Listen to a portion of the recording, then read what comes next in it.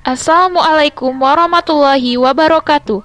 Nah, kali ini kami akan menjelaskan mengenai multimodal dalam pembelajaran, disusun oleh kelompok 4 yang beranggotakan Reftiani Wulandari dengan NIM A1D118081, Suci Oktamela Dwisa dengan NIM A1D118083, Khairani dengan NIM A1D118091, Lasma Junianti dengan NIM A1D118095, Fedi Prasetyo dengan NIM A1D118097, Siti Nur Khodariyah dengan NIM A1D118102, Siti Mulkisyah dengan NIM A1D118110, M. Agil Barwasi dengan NIM A1D118113 dengan dosen pengampu Dr. Eko Kuntarto, MPD.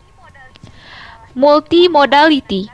Multimodality adalah istilah yang digunakan untuk merujuk pada cara orang berkomunikasi menggunakan modes yang berbeda pada saat bersamaan yang dapat didefinisikan sebagai penggunaan beberapa semiotik modes dalam desain produk atau peristiwa semiotik secara bersamaan dan dengan cara tertentu. Mode-mode ini digabungkan untuk memperkuat, melengkapi, atau berada dalam susunan tertentu.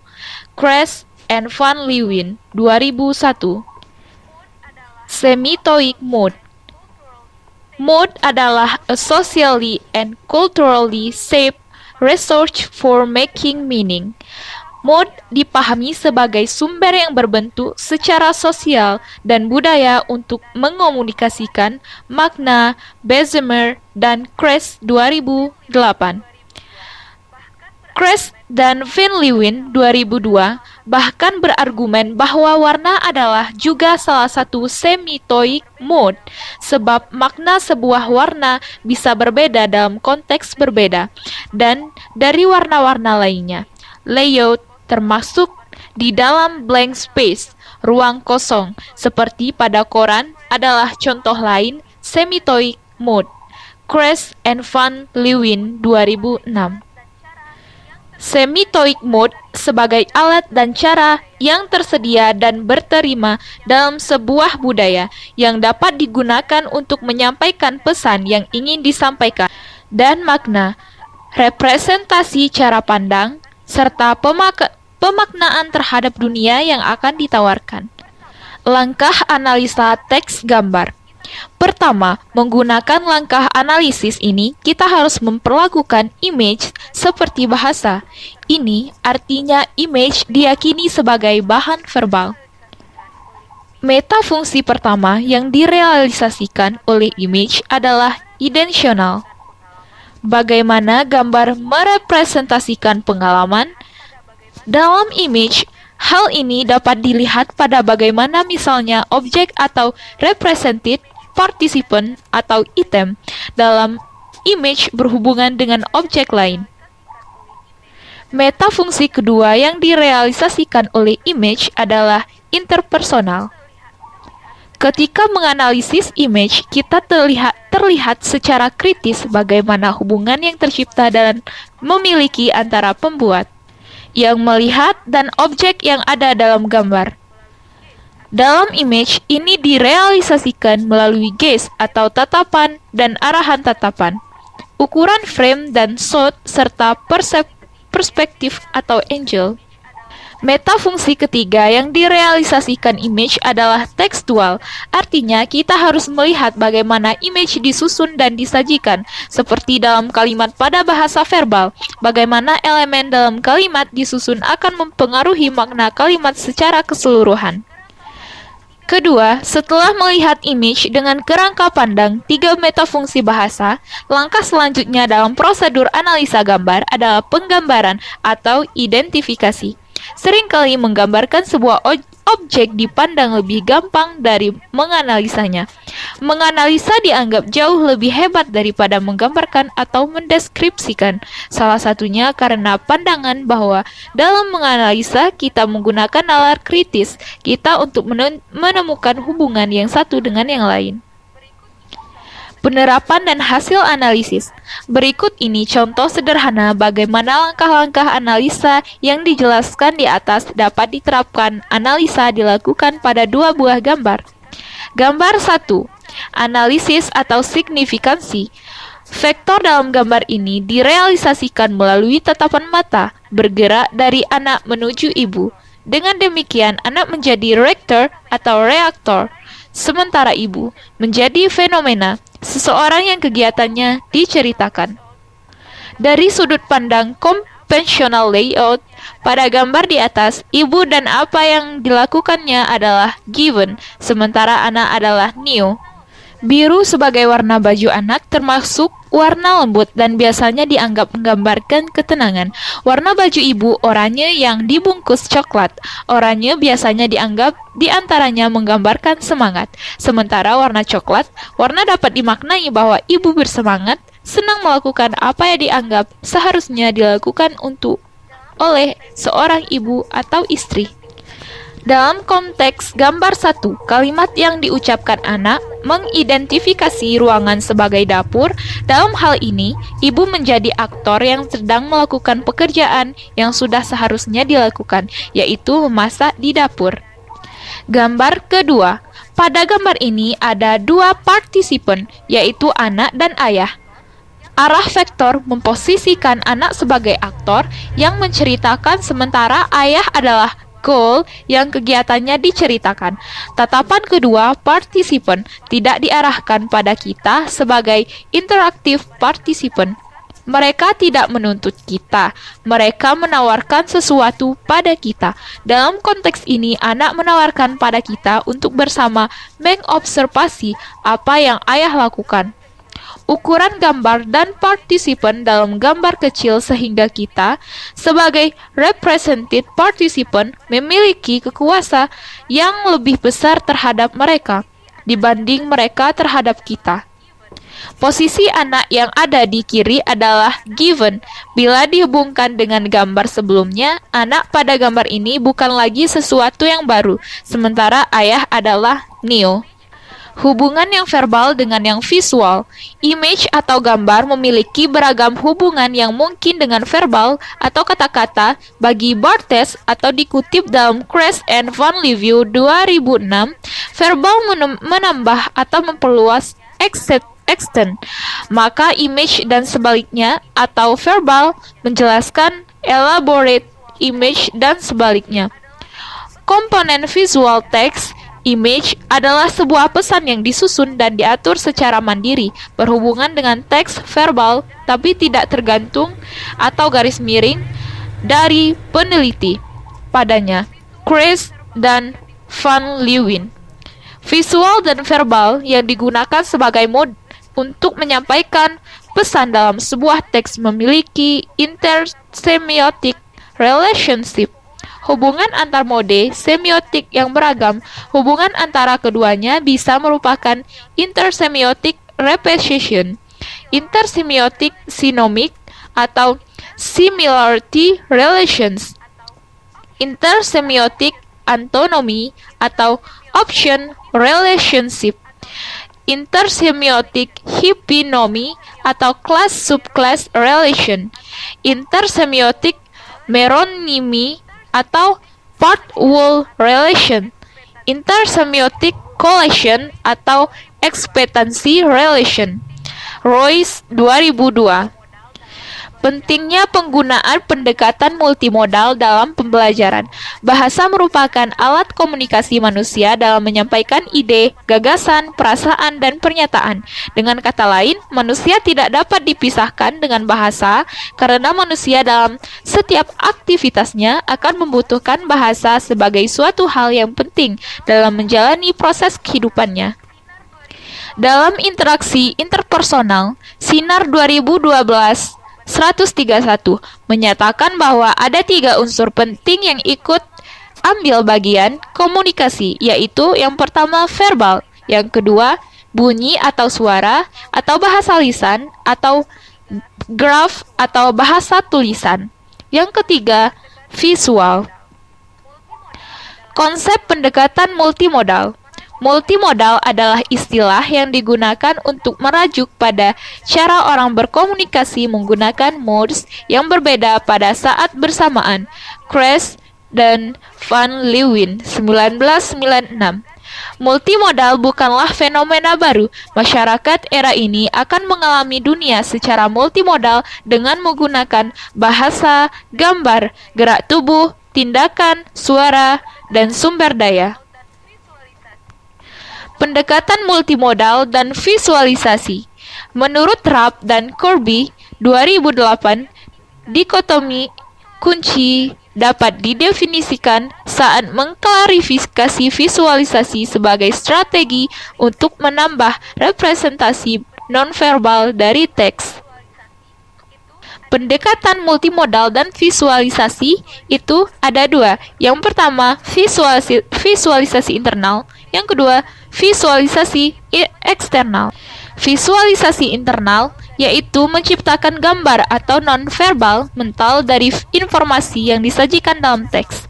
Yang kedua yaitu visualisasi eksternal, disebut sebagai representasi fisik nonverbal dari berbagai representasi fisik nonverbal dari konten teks.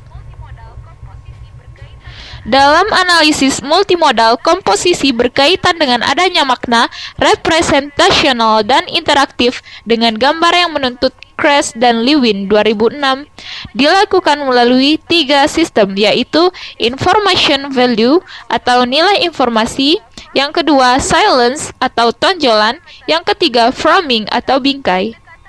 Implementasi pendekatan multimodal. Pendekatan multimodal dapat diaplikasikan pada setiap keterampilan bahasa. Sebagai contoh penelitian yang dilakukan oleh Victor Leymfim, DKK, pada 15 Agustus 2015 yang berjudul Mengajarkan Teks Visual dengan Software Analisis Multimodal.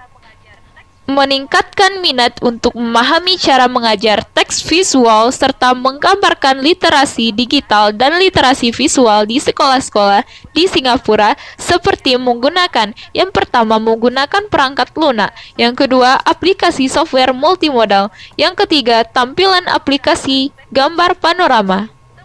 Terdapat beberapa aspek penting yang penulis temukan sebagai berikut. Yang pertama, keaktifan dan motivasi siswa. Yang kedua, pembelajaran yang teratur. Yang ketiga, gaya mengajar. Model pembelajaran multiliterasi.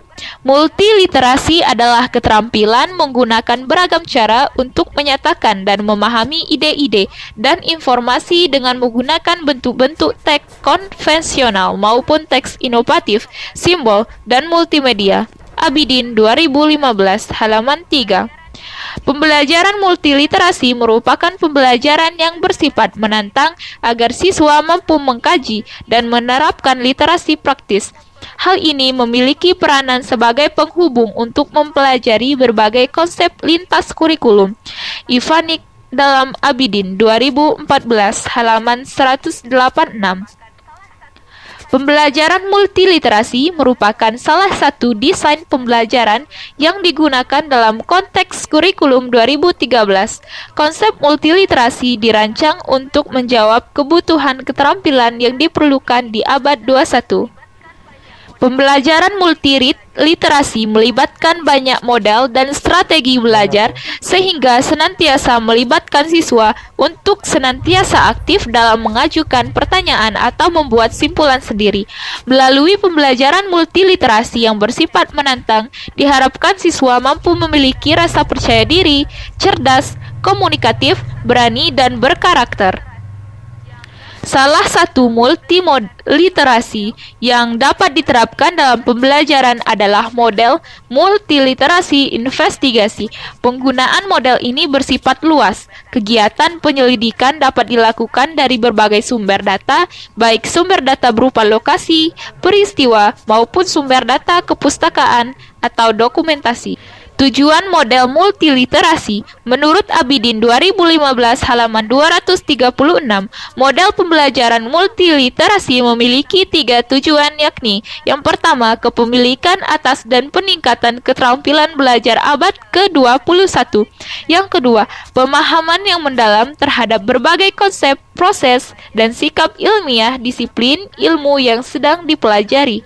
Yang ketiga, peningkatan dan pengembangan keterampilan multiliterasi dan karakter siswa. Karakteristik model multiliterasi. Yang pertama, pembelajaran multiliterasi senantiasa menghubungkan materi yang dipelajari dengan apa yang telah siswa ketahui. Yang kedua, pembelajaran multiliterasi senantiasa menghubungkan materi yang dipelajari dengan kehidupan nyata dan isu-isu kontemporer. Yang ketiga, pembelajaran multiliterasi senantiasa melibatkan siswa untuk terlibat aktif dalam mengajukan pertanyaan dan membuat simpulan sendiri.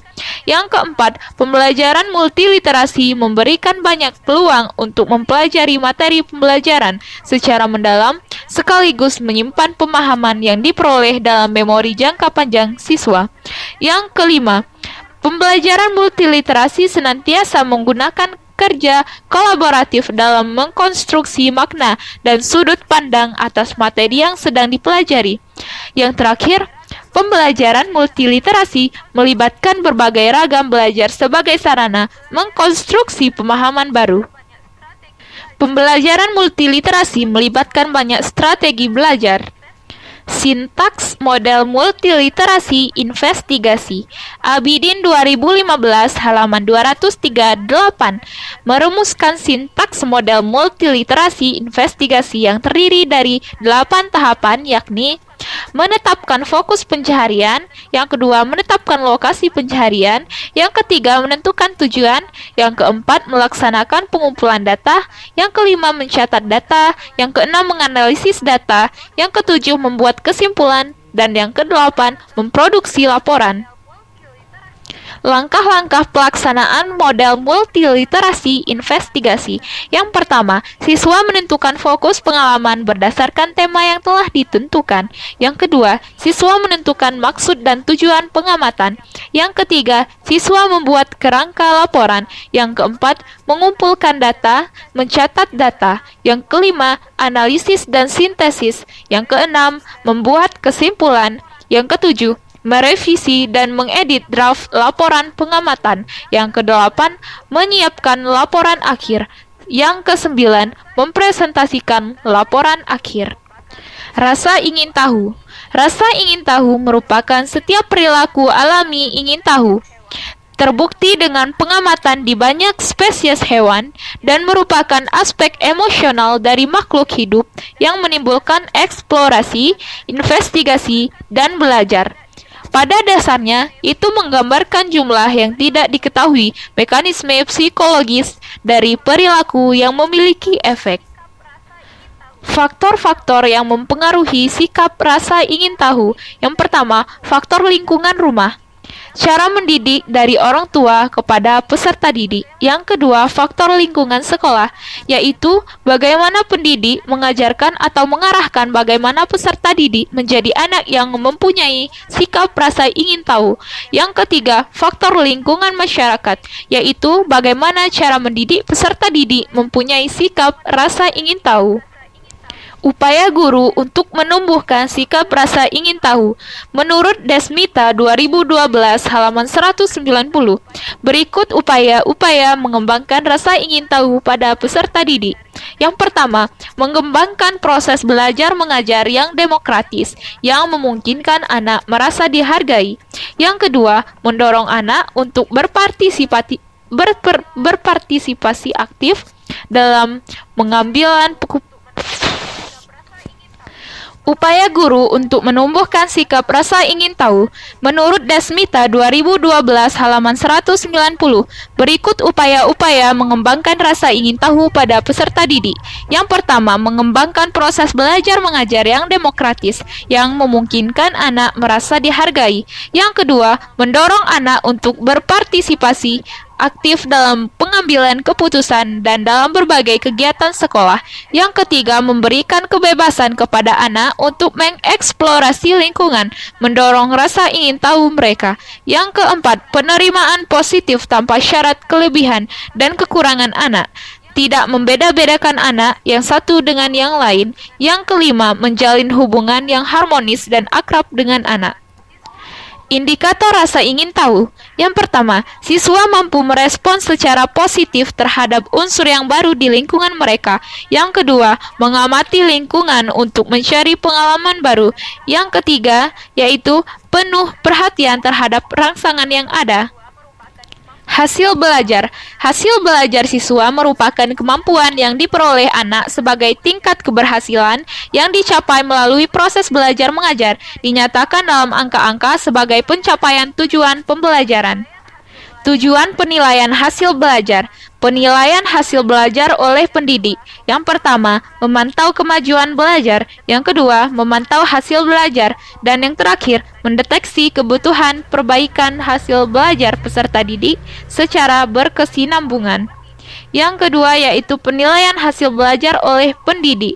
Pada ayat 1 dilaksanakan untuk memenuhi fungsi formatif dan sumatif dalam penilaian.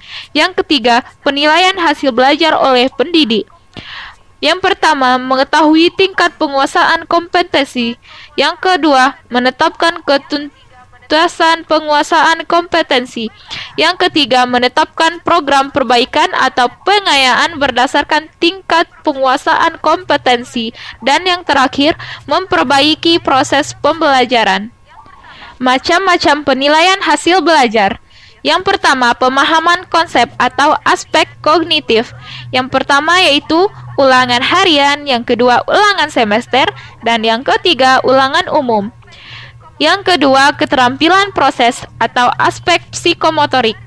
Yang pertama yaitu observasi, yang kedua klarifikasi, yang ketiga pengukuran, yang keempat mengkomunikasikan, yang kelima memberikan penjelasan atau interpretasi terhadap suatu pengamatan, yang kelima melakukan eksperimen. Sikap afektif atau aspek afektif. Sikap merujuk pada perbuatan, perilaku, atau tindakan seseorang. Jenis-jenis penilaian hasil belajar. Yang pertama, penilaian formatif. Yang kedua, penilaian sumatif. Yang ketiga, penilaian diagnostik. Yang keempat, penilaian selektif. Yang kelima, penilaian penempatan. Penilaian hasil belajar di sekolah dasar. Yang pertama, sahih, berarti penilaian didasarkan pada data yang mencerminkan kemampuan yang diukur. Yang kedua, objektif, berarti penilaian didasarkan pada prosedur dan kriteria yang jelas, tidak dipengaruhi oleh subjektivitas penilai. Yang ketiga, adil, berarti penilaian tidak menguntungkan atau merugikan peserta didik karena berkebutuhan khusus serta perbedaan latar belakang agama, suku, budaya, adat istiadat, status ekonomi, dan gender. Yang keempat, terpadu, berarti penilaian oleh pendidik merupakan salah satu komponen yang tak terpisahkan dari kegiatan pembelajaran. Yang kelima, terbuka, berarti prosedur penilaian, kriteria penilaian, dan dasar pengambilan keputusan dapat diketahui oleh pihak yang berkepentingan. Yang keenam, menyeluruh dan berkesinambungan, berarti penilaian oleh pendidik mencangkup semua aspek kompetensi dengan menggunakan berbagai teknik penilaian yang sesuai untuk memantau perkembangan kemampuan peserta didik. Yang ketujuh, sistematis, berarti penilaian dilakukan secara berencana dan bertahap dengan mengikuti langkah-langkah baku. Yang kedelapan, beracuan kriteria, berarti penilaian didasarkan pada ukuran pencapaian kompetensi yang ditetapkan. Dan yang terakhir yaitu akuntabel, berarti penilaian dapat dipertanggungjawabkan baik dari segi teknik, prosedur, maupun hasilnya. Faktor-faktor yang mempengaruhi hasil belajar ada dua. Yang pertama, faktor internal. Yang kedua, faktor eksternal. Yang pertama yaitu faktor internal, terbagi atas beberapa. Yang pertama yaitu kecerdasan, yang kedua minat dan perhatian, yang ketiga motivasi belajar, yang keempat ketekunan, yang kelima sikap, yang keenam kebiasaan belajar, dan yang terakhir yaitu kondisi fisik dan kesehatan. Faktor eksternal itu terbagi atas tiga. Yang pertama keluarga, yang kedua sekolah, yang ketiga masyarakat.